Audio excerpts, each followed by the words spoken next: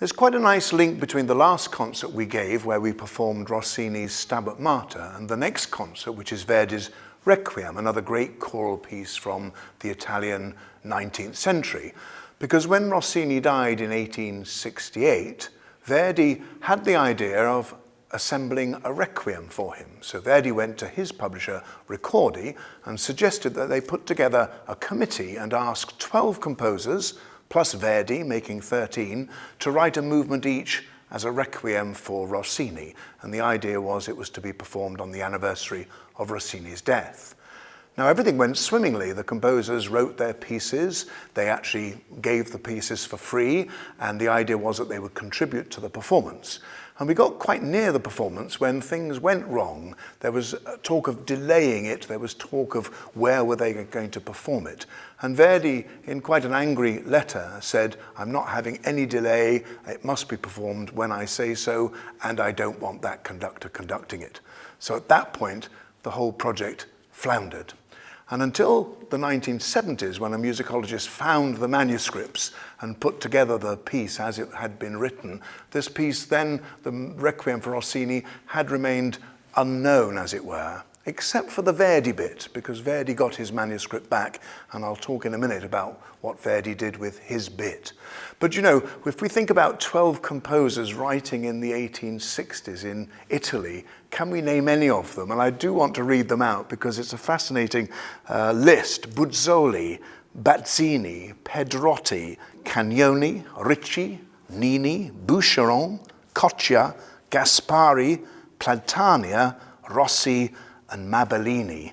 And it just occurs to us how much music of that period we just don't know. Verdi, of course, was at the height of his powers. Aida was written in 1871 and is one of his great operas. And this Libera Me, because Verdi had decided to set the last movement of the Requiem for Rossini, was lying in the drawer unused and unperformed. Now, in 1873, the great Italian writer Manzoni died.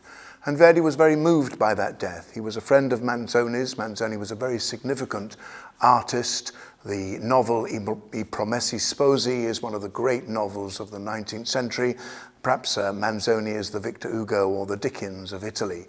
And Verdi then remembered that he had this Libera Me in his drawer and got the manuscript out and set about writing a requiem in memory of Manzoni. And for many years, the requiem was known as the Manzoni Requiem.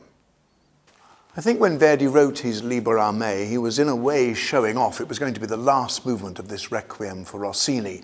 And Verdi seems to throw everything at the text, a dramatic soprano who sings at the beginning, and then the chorus singing the same words but in hushed, plain song, sort of chordal way.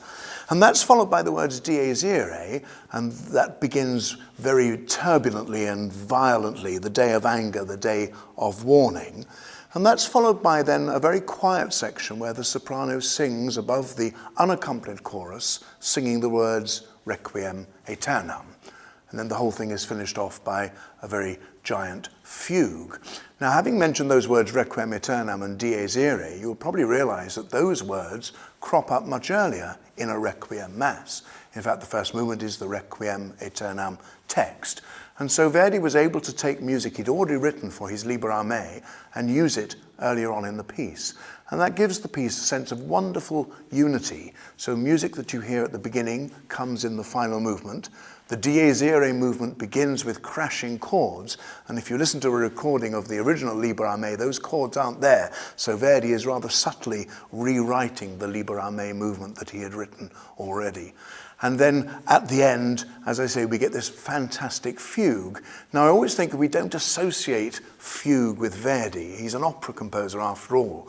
But you probably are going to say, well, what about Falstaff? That ends with a fugue. And there's a rather good fugue, too, in his string quartet. And so the Verdi Requiem is a towering masterpiece which went around the world quite quickly. Performances in London actually were not quite so successful because the Catholic stance of that didn't quite suit the British public. But as a concert piece, it's remained in the repertory to this day and is one of the most dramatic and operatic of the things that a chorus can possibly sing.